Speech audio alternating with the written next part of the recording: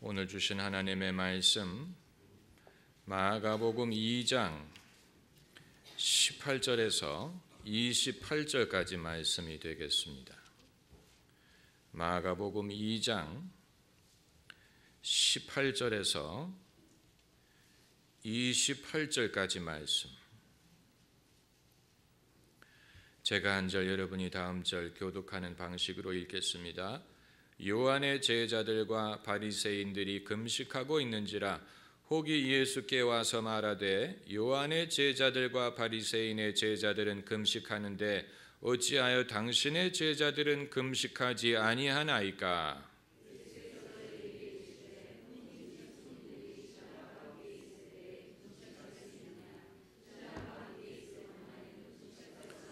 그러나 신랑을 빼앗길 날이 이르리니 그 날에는 금식할 것이니라.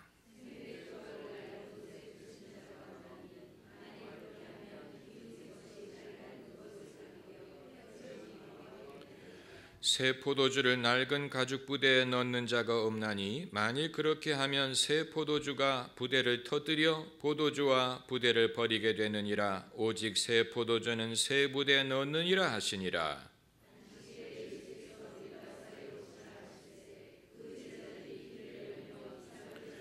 바리새인들이 예수께 말하되 보시오, 저희가 어찌하여 안식일에 하지 못할 일을 하나이까?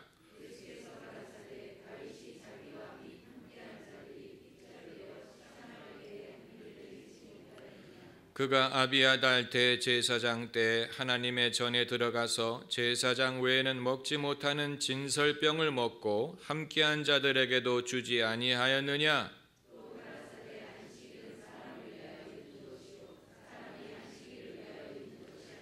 다같이요. 이러므로 인자는 안식일에도 주인이니라. 아멘. 일반인들이 종교인을 접할 때 대체적으로 부담스러워합니다. 그것이 개신교 목사가 아니더라도 천주교 신부님이든 수녀님이든 불교의 승려든 그 이외의 타종교의 성직자를 만날 때 개인의 종교 유무를 떠나서 뭔가 부담이 되고 자신을 살피게 되고 그리고 말을 조심하게 됩니다. 사무엘 선지자가 베들레헴에 가서 이세 집을 찾아갔을 때 이세가 두려워했다고 했습니다. 이스라엘의 큰 선지자가 자기 집을 찾아오니까 이게 무슨 영문일까? 그래서 이새가 평강 중에 오시나이까? 그 말은 혹시 우리를 나무라기 위해서 오시는 것이 아닙니까? 부들부들 떨었다는 얘기입니다. 제가 지난 주일에 말씀드린 것처럼 하나님이 인간에게 말씀을 하신다면 아마 그 말씀은 꾸짖는 말씀이라고 생각하는 사람들이 대부분입니다. 그렇기 때문에 대다수의 사람들은 하나님도 두려워하고 하나님이 내게 무슨 말씀을 하시는 것에 대하여 일반적으로 두려움을 가지고 있습니다. 제가 어렸을 때 태권도장을 다녔는데 도장에서 수련을 받을 때면 앞지르기 준비 아주 기본적인 동작을 하더라도 사범님이 학생들 사이에 왔다 갔다 하면서 이렇게 폼을 바로 잡아주지요. 사실 내가 정확하게 하고 있는데도 사범님이기 때문에 뭔가 이 손을 더 중앙으로 한다든가 이런 식으로 사람들의 자세를 바로 잡아주는 것처럼 우리가 종교와 종교인과 하나님에 대하여 갖고 있는 생각도 이와 비슷한 것입니다. 우리가 성직자를 부담스러워하는 이유는 내가 성직자를 만나면 뭔가 나의 잘못하고 있는 부분을 지적해 주리라고 생각하고 그의 날카로운 눈으로 나의 숨겨진 죄를 지적하리라고 생각하는 사람들이 많은 듯합니다. 정말로 그런 능력이 있는지도 모르면서 제가 어렸을 때, 이 10대였을 때 저희 집이 이제 예수님을 믿기 시작하면서 출석하던 교회 목사님이 아닌 이렇게 신방을 다니고 안수기도를 하시고 예언을 해주시는 여자 목사님을 종종 저희 집에 초청한 적이 있습니다. 그분은 와서 신방을 하실 때 이 남들이 하는 것처럼 찬송가 부르고 기도하고 설교를 하시고 예배가 일단 끝나면 그때부터 본론에 들어가서 그때부터 이제 일일이 손을 얹고 방언으로 기도하고 방언 통역을 하고 예언을 해주시는데 사람들이 사실 그 예배를 보러 설교를 들으러 오는 게 아니고 안수기도를 받으러 옵니다. 그래서 저희 부모님이 갓 성령을 체험하시고 뜨거워지셔서 그 목사님을 종종 초청해서 저도 예배 참석을 하고 또 예언 기도를 받고 그랬는데, 그래서 저는 그 목사님이 우리 집에 오신다는 얘기를 들으면 회개부터 했습니다. 왜냐하면 그러지 않았다간 회개하지 않은 상태에서 그분에게 예언 기도를 받았다가 혹시라도 부모님과 남들이 있는 누가 옆에 있는가는 중요하지 않아요. 하나님이 말씀하신다는 게 중요해요. 그래서 혹이라도 내가 죄와 음란에 젖었도다 이런 예언을 하면 얼마나 두렵겠습니까? 그래서 그 목사님이 오신다는 소식을 들으면 회개부터 했어요. 그랬더니 그날은 그분이 저를 위해서 기도하시면서 내가 오늘 예배 전에 기도로 준비하였도다 이렇게 예언을 하시더라고요. 그분이 이제는 은퇴를 하셔서 아직 살아계시고 그 아드님이 바톤을 이어받아 가지고 목회를 하시는데, 저의 과제 중에 하나는 그분이 돌아가시기 전에 그분을 한번 만나 뵙고 하나님이 그 목사님에게 어떤 은사를 주셨고 그 은사가 어떤 식으로 역사했는지를 개인적으로 여쭤보고 기록을 남기는 것입니다. 제가 하나님이 허락을 하시면 성령의 은사에 대한 책을 다시 쓸 그런 의도가 있는데, 이번에 쓰게 되는 책은 성령의 은사가 현저히 나타났던 주의 종들을 직접 찾아가서 그분들에게 성령의 은사가 어떤 식으로 역사했는지, 예컨대 예언의 은사가 현저했던 분들에게는 예언이 어떤 식으로 오고 이것이 성령이 하게 하시는 예언인지 본인이 어떻게 알았고 이 어떤 식으로 은사를 사용했는지를 여쭤보고 그것을 기록에 남기는 것이고, 이미 세상을 돌아가신 분에 대해서도 당사자는 세상을 돌아가셨지만 그분들에게 은혜를 받고 훈련을 받은 제자들은 스승이 어떤 은사를 가졌고 그 은사를 어떻게 사용했는지를 알았을 것이기 때문에 과거의 이천성 목사님이든 이런저런 부흥 목사님들이 어떤 은사를 소유했고 그 은사가 어떤 식으로 사용했는지를 알아보고 그것을 책에 포함시키는 것입니다. 그러기 위해서는 여러 연세 드신 주의 종들을 만나 뵈야 되는데 제가 게을러서 아직 진척을 보지 못하고 있습니다. 그런데 사실 그것은 누가 쉽게 가르쳐 줄 수 없는 것입니다. 성령의 은사를 받으라, 그런 말은 누구에게나 할 수 있지만 성령의 은사가 도대체 어떤 식으로 역사하는지 이것은 성경 말씀도 설명하고 있지 않습니다. 성경에 하나님이 가라사대, 성령이 가라사대 이런 말씀은 많이 나오지만 어떤 식으로 성령이 말씀하셨는지에 대해서는 설명하지 않습니다. 사도행전 13장에 안디옥에 교사와 선지자가 있으니 하면서 그들의 이름을 명시하고 그들이 주를 섬겨 금식할 때에 성령이 가라사대 하면서 바나바와 바울을 따로 세우라라고 지시하시는 구절이 있습니다. 그 구절을 읽으면서 많은 사람들이 궁금하게 생각하는 것은 선지자와 교사들이 주를 섬겨 금식했다, 그 말은 무슨 말인지 알겠는데 성령이 가라사대, 성령이 어떤 식으로 말씀하셨으며 그들은 이것이 성령이 지시하시는 것인지를 어떻게 알았느냐?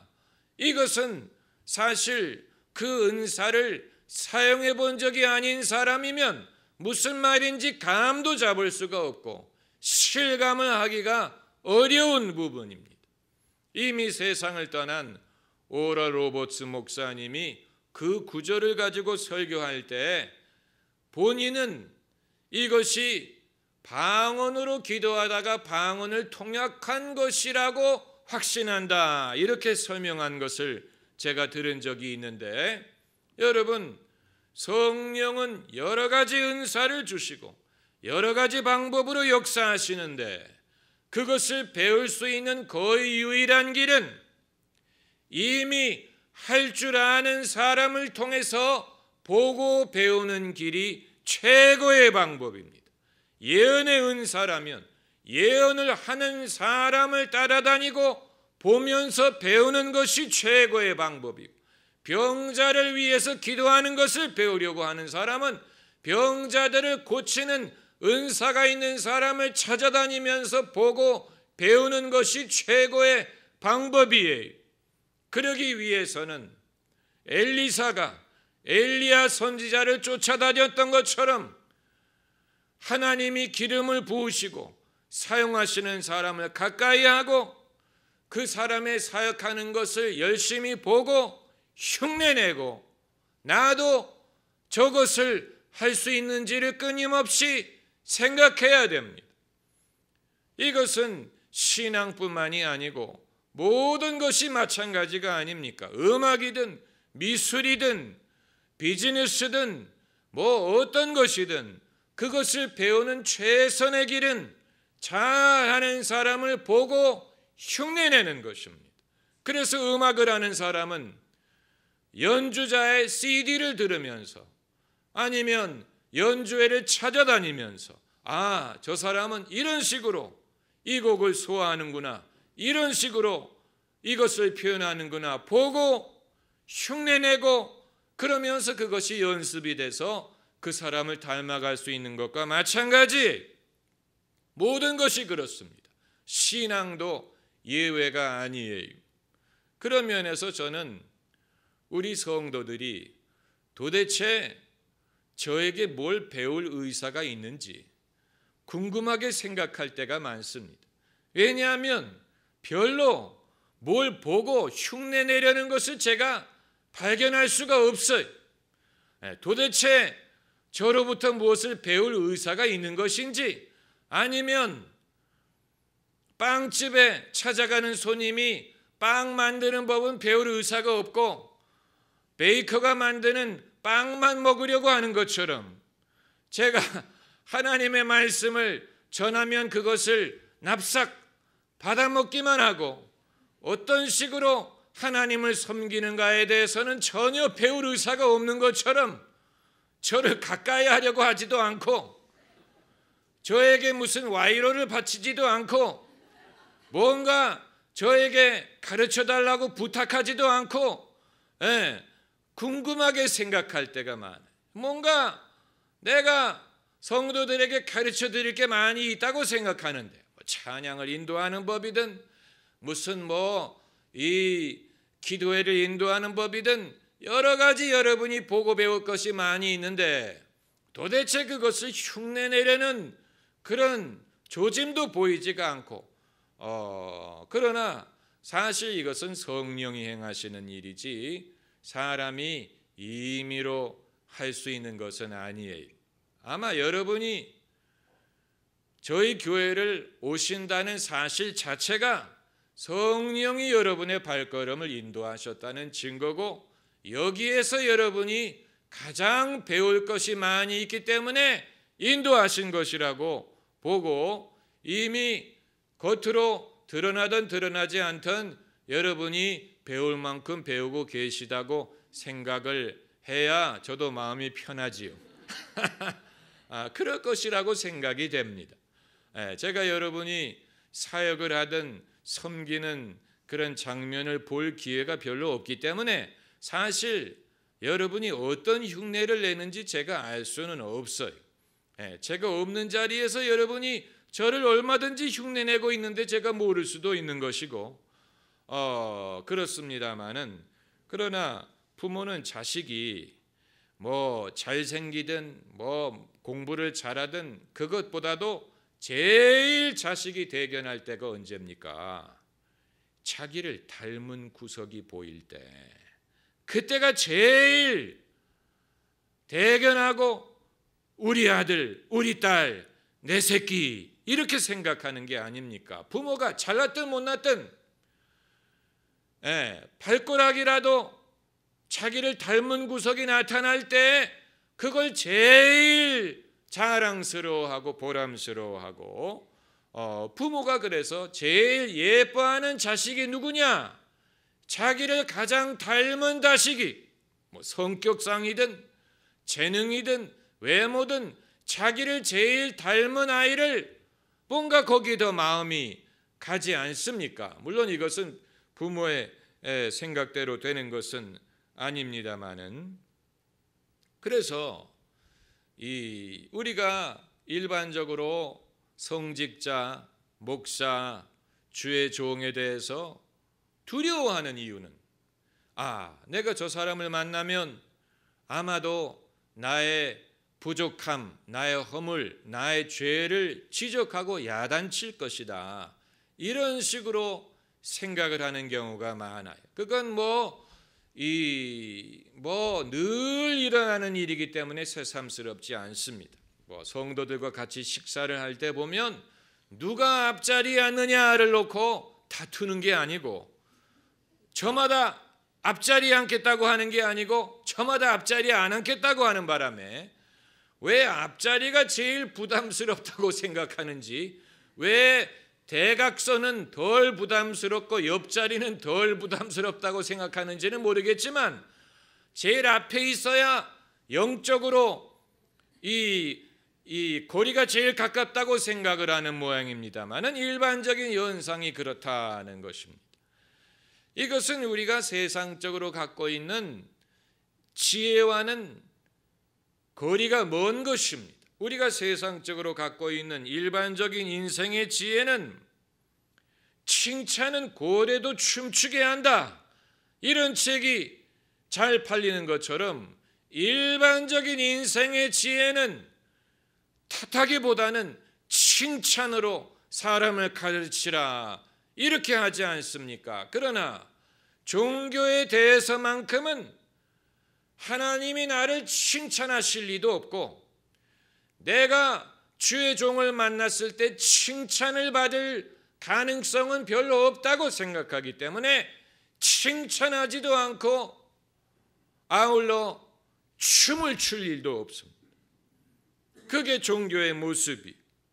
그런데 우리가 눈을 뜨고 성경을 읽어보면 예수님은 그렇지 않았다 하는 사실, 만일 여러분이 알고 계시는 예수님이 제가 말씀드리는 것과 다르다면 여러분은 성경을 읽은 적이 없다는 얘기입니다.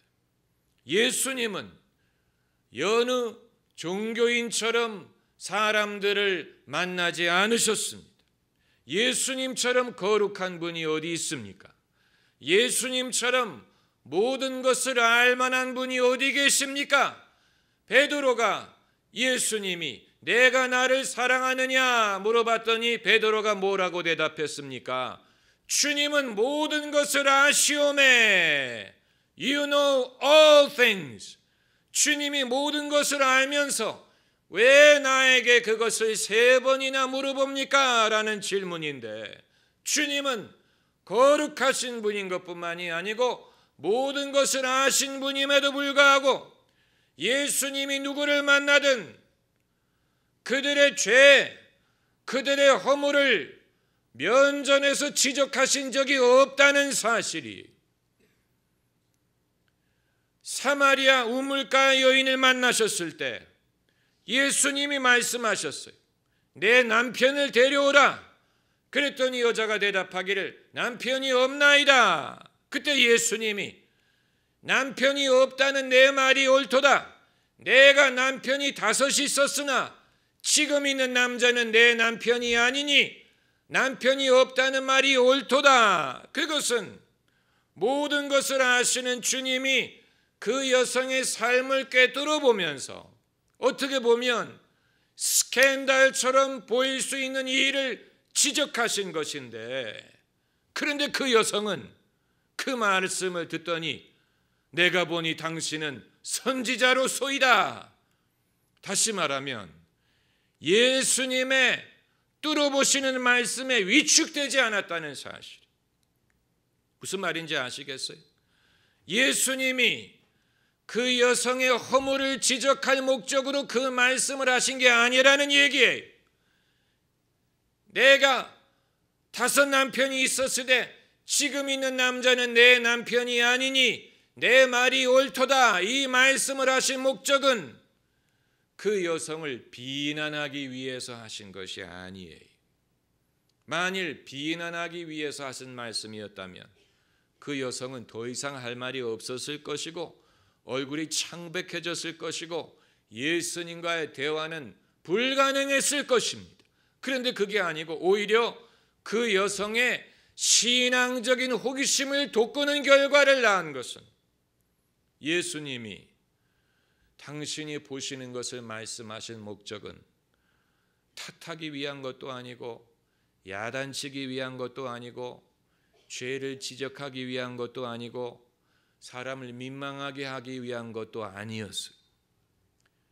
그 사람의 영혼을 구원하기 위한 것이고 그 사람에 대한 관심을 보이기 위한 것이었어요. 바리새인들은 그렇게 하지 않았습니다.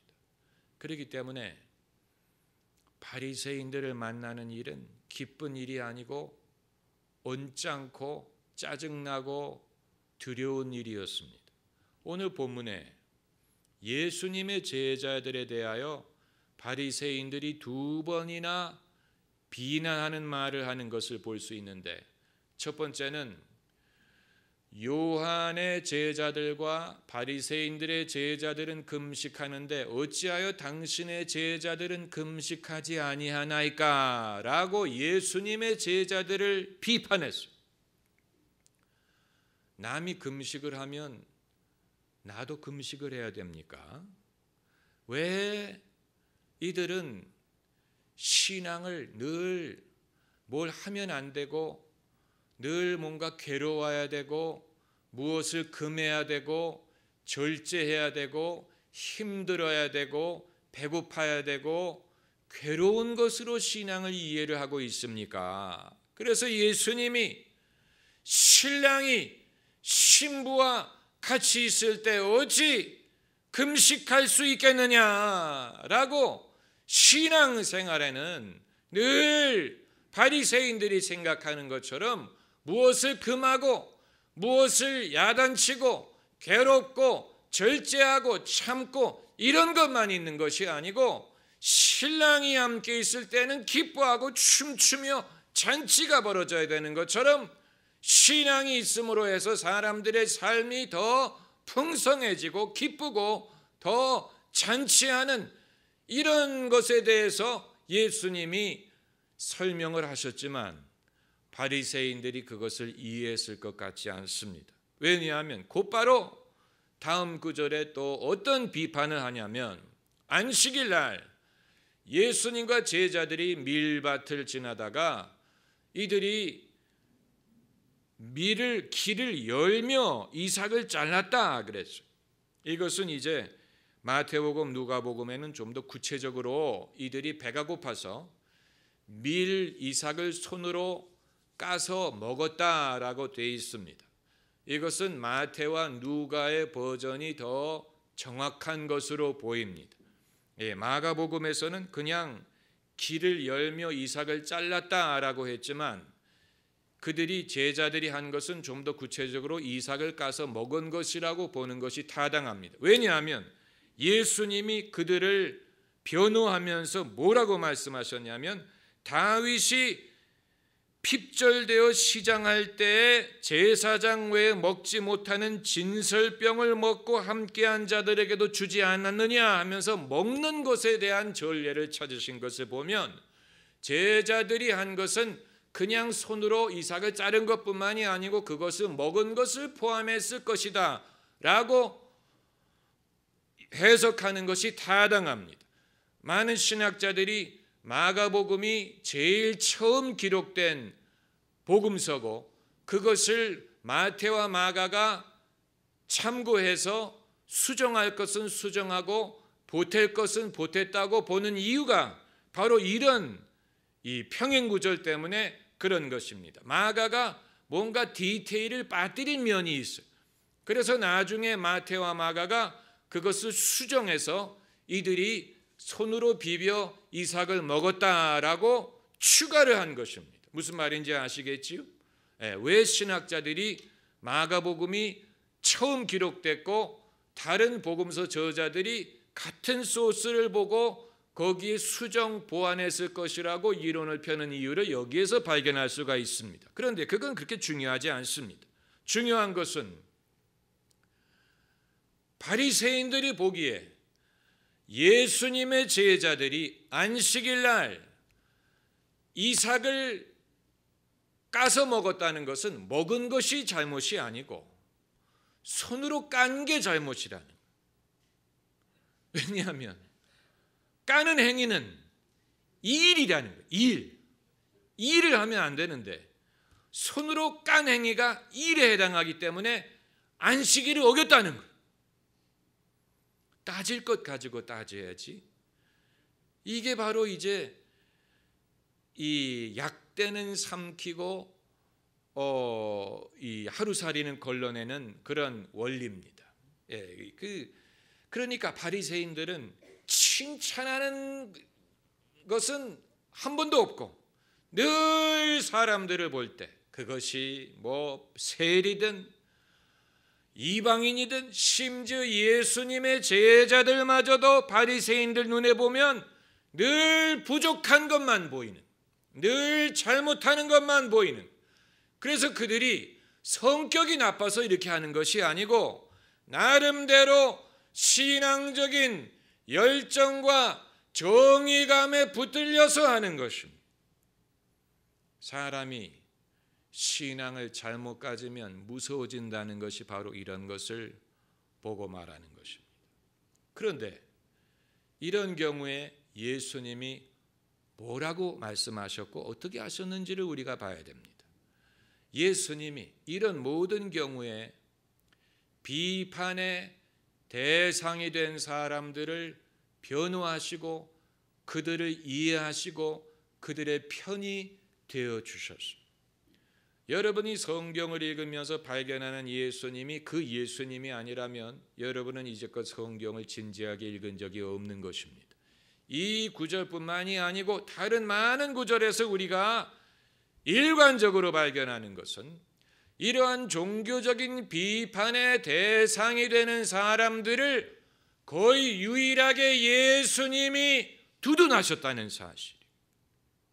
그래서 삭개오의 집에 삭개오가 아니고 마태의 집에 예수님이 찾아가셨는데 거기에 많은 세리와 죄인들이 모였죠. 그때 또 바리새인들이 비판하기를 어찌하여 당신의 스승이 세리들 죄인들과 잡수시느냐. 그때 예수님이 뭐라고 두둔하셨냐면 의원이 필요한 것은 병자라야 의원이 필요하고 건강한 사람은 의원이 필요 없다. 내가 의인을 부르러 온 것이 아니요 죄인을 부르러 왔다.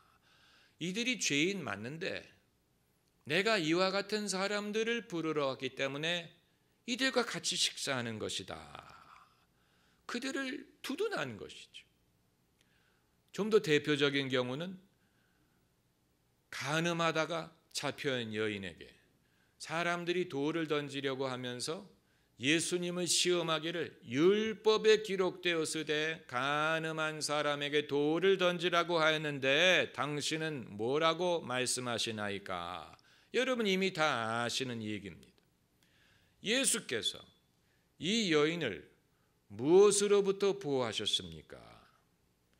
예수님이 구체적으로 이 잡혀온 여인을 무엇으로부터 보호하셨습니까? 하나님의 진노로부터 보호하셨습니까? 아니에요. 그럼 무엇으로부터 보호하셨습니까? 사람들이 던지려는 돌로부터 보호하셨어요. 그러니까 하나님의 진노로부터 사람을 건지는 것보다는 사람의 던지는 돌로부터 사람을 건지는 것이 더 어려울 수 있다는 얘기. 하나님은 이 여성을 이미 용서하셨지만 사람들은 아직 용서하지 않았습니다. 하나님은 이 여성에게 진노를 갖고 계시지 않지만 사람들은 진노를 갖고 있습니다. 그렇기 때문에 하나님의 손으로부터 죄인을 건지는 것보다는 사람들이 던지는 돌로부터 사람을 건지는 것이 더 어려울 수 있다는 것을 보여주는 것이고, 예수님이 오신 목적은 하나님의 진노로부터 죄인을 구원하는 것뿐만이 아니고 사람들의 돌로부터도 구원하기를 원하셨다는, 우리는 거기에 대해서는 별로 강조하지 않습니다. 복음을 전하는 사람들도 그 점에 대해서는 별로 강조하려고 하지 않습니다. 사실 예수님이 보시기에 두려운 것은 하나님의 진노, 하나님의 심판, 이것도 우리가 어려워하고 두려워해야 되지만 그것보다도 더 즉각적으로 우리에게 날아올 수 있는 것은 사람들이 던지는 돌이에요. 그렇기 때문에 제자들이 세례 요한의 제자들은 금식하는데 예수님 제자들이 금식하지 않는다는 비판에서는, 아니면 안식일 날 해서는 안 되는 일을 왜 당신의 제자들이 하느냐라는 비판이든, 왜 당신의 스승이 죄인 세리들과 같이 식사를 하느냐 하는 비판, 또 간음을 하다가 잡혀온 여인에 대한 비판, 이런 모든 것으로부터 예수님이 이들을 보호하셨다는, 사실 여기에 적절한 단어는 정확하게 존재하지 않습니다. 이것은 인간의 사고방식과 인간의 언어가 하나님의 구원과 하나님의 은혜를 100% 반영하지 못한다는 간접적인 증거예요. 이 예수님의 행위를 100% 정확하게 표현할 수 있는 단어가 존재하지 않습니다. 두둔이라는 말도 적합하지 않고, 변호라는 말도 빠뜨리는 것이 있고, 변론이란 말도 적합하지 않습니다. 100% 적합한 단어는 존재하지 않습니다. 아무튼 예수님은 그들을 위하셨어요.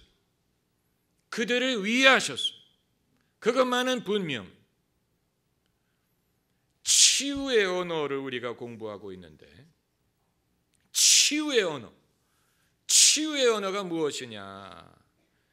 치유의 언어는, 내가 어떻게 하면 치유의 언어를 말할 수 있느냐? 남들이 모두 비판하고 흉을 보고 잘못을 지적할 때 그 대상의 편을 들어주는 행위가, 그것이 치유가 되고 그것이 치유의 언어가 됩니다. 잘 들으셔야 됩니다.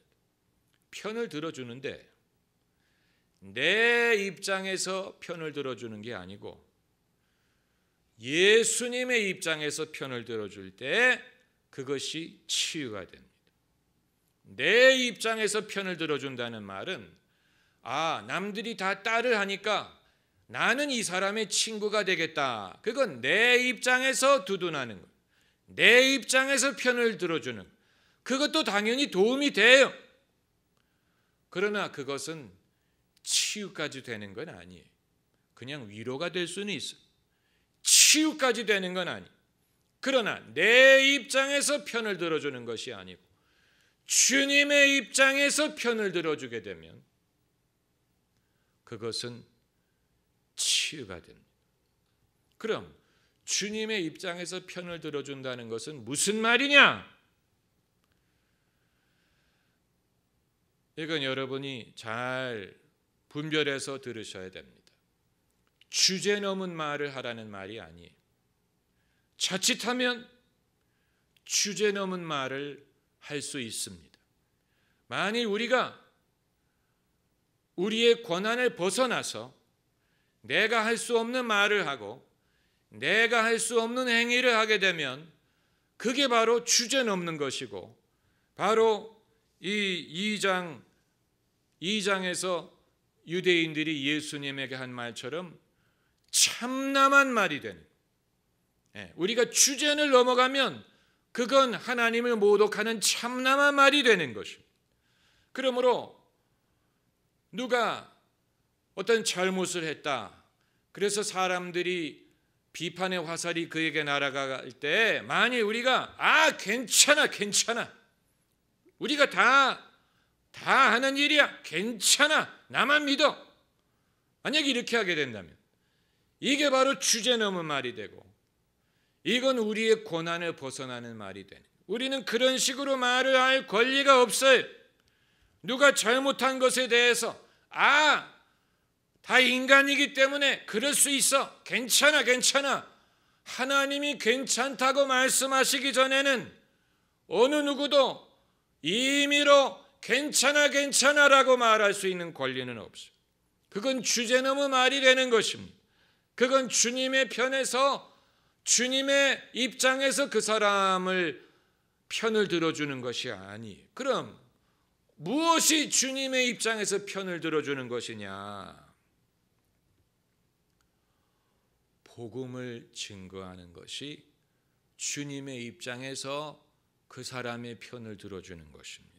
다시 말하면 당신의 죄를 하나님이 아시지만 그럼에도 정죄하지 않고 당신을 사랑하십니다. 그게 복음이고 그게 주님의 입장에서 비판의 대상이 된 사람의 편을 들어주는 것입니다. 그게 치유의 언어, 복음이 치유의 언어예요. 다시 말하면 복음의 말씀이 치유의 언어예요. 구체적인 예가 필요합니다. 사람과 사람 사이에도 치유가 이루어지려면 오해를 풀어야 됩니다. 사람과 사람 사이에 오해를 풀 때 치유가 이루어집니다. 부모님에 대한 오해, 친구에 대한 오해. 이 로드 투 퍼디션이라는 영화를 보면 톰 행크스가 주연으로 나오는 영화. 이 영화를 보면 줄거리가 길기 때문에 거두절미하고 톰 행크스가 자기의 큰 아들과 대화하는 장면이 나옵니다. 원래 아들이 둘인데 막내는 악당에 의해서 죽었어요. 아무튼 큰 아들과 톰 행크스가 대화를 하면서 아들이 뭐라고 물어보냐면 아빠는 동생을 더 사랑하셨지요? 이렇게 물어보는 장면이 나옵니다. 그때 톰 행크스가 네 동생은 너와는 성격이 좀 달라서 네 동생은 좀 더 명랑하다.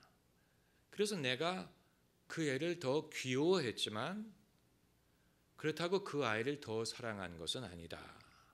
이렇게 말하는 장면이 나옵니다. 이것이 이 아들과 아버지 간에 그동안에 오랫동안 쌓여있던 오해를 푸는 장면. 그 아들은 오랫동안 아버지가 동생을 더 사랑한다고 생각했어요. 그리고 자기를 늘 야단치고 나무란다고 생각했어요. 그게 오랫동안 오해가 쌓여 있었어요. 그래서 아버지와 같이 도망을 다니면서도 아버지에게 늘 불친절하고 퉁명스러웠어요. 마음에 상처가 있었기 때문에. 그러나 부자 간의 오해가 풀리게 되면서 이제 둘이 동반자가 되고 친구가 된다. 이런 장면을 만약에 여러분이 그 영화를 보셨음에도 그 장면을 놓치셨다면 다시 보시면 이해가 되실 것입니다. 마찬가지로 하나님과 우리 사이의 오해가 풀릴 때 치유가 일어납니다. 뭐 하나님과 나 사이에 어떤 오해가 있다는 말이냐? 많은 오해가 있습니다. 제가 잘 아는 어떤 변호사 형님이 있는데 그분이 학생이었을 때 내가 내 뜻을 쫓아서 변호사가 돼야 되느냐 아니면 목사가 돼서 하나님을 섬겨야 되느냐 이 문제를 가지고 고민했어요.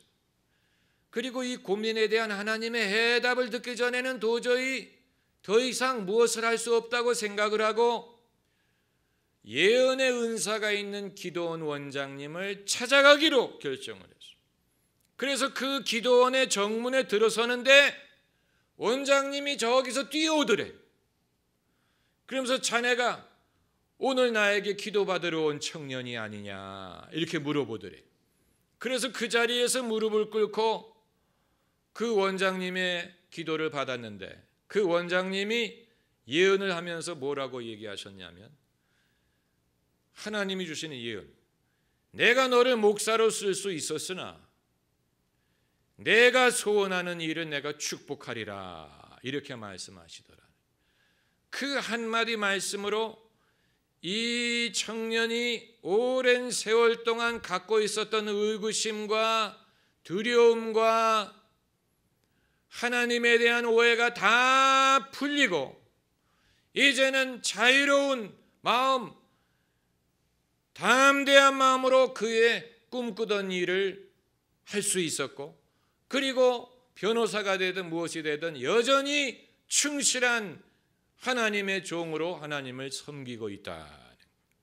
여러분, 만일 하나님이 그렇게 말씀하시지 않고 너는 나로부터 늘 도망을 다니는도다. 어디 잘 되나 한번 내가 보리로다. 만약에 그런 예언을 했다면 그건 하나님도 아니고 그런 말씀을 듣고 돌아올 사람은 세상에 아무도 없어요. 그런 말을 듣고 하나님에게 돌아올 사람은 아무도 없어요. 그러나 많은 사람들이 그렇게 생각해요. 내가 하나님을 멀리했더니 하나님이 나를 저주해서 하는 일마다 망하게 한다. 그런 식으로 일평생 사는 사람 봤어요. 일평생 자기 하는 일이 안 되는 이유가 내가 하나님을 섬겨야 되는데 안 했더니 하나님이 나의 하는 일마다 망하게 한다.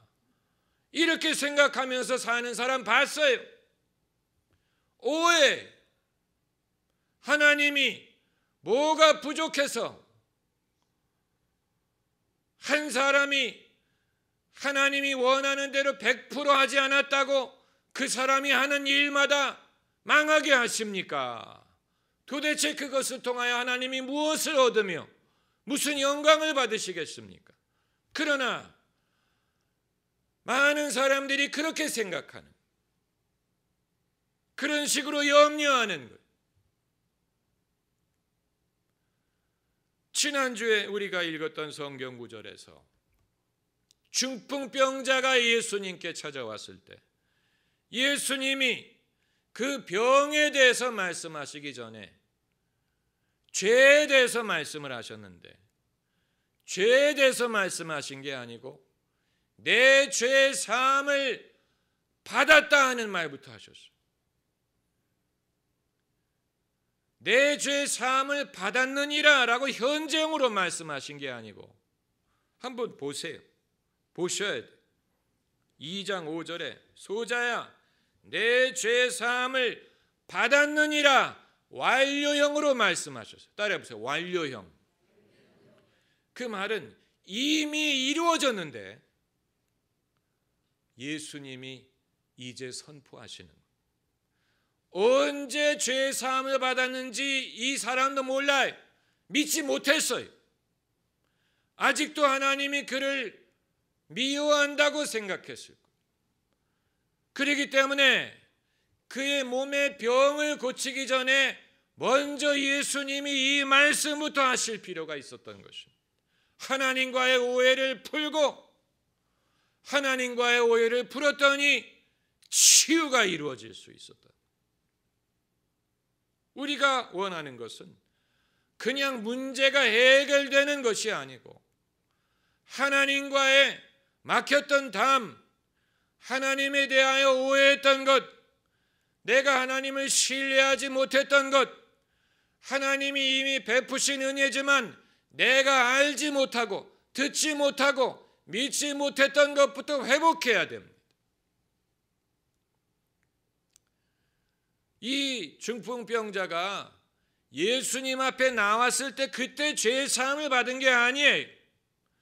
만약에 그 순간에 죄사함을 받는 것이라면 내 죄가 이제 사함을 받느니라 이런 식으로 말씀하셨을 것인데 예수님은 소자야 내 죄 사함을 받았느니라. 이미 이루어졌지만 이 사람이 확신할 수 없었던 것을 예수님의 말씀을 통하여 확신을 한 것입니다. 여러분, 이것이 치유의 언어, 인간의 영혼을 구원하는 하나님의 복음 속에 치유가 들어있어요.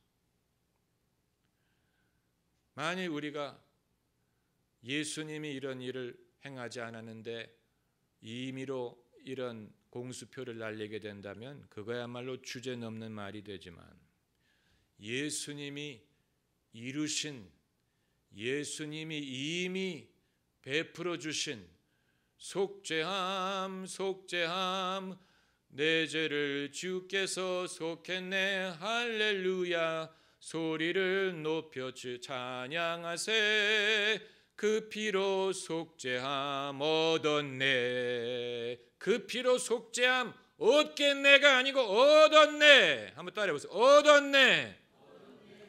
얻겠네가 아니고 얻었네. Already accomplished. 이미 이루어진 일이 이미 이루어진을 근거로 우리가 전하는 말이기 때문에 얼마든지 치유의 언어가 될 수가 있는 것입니다. 할렐루야. 기도하십시다.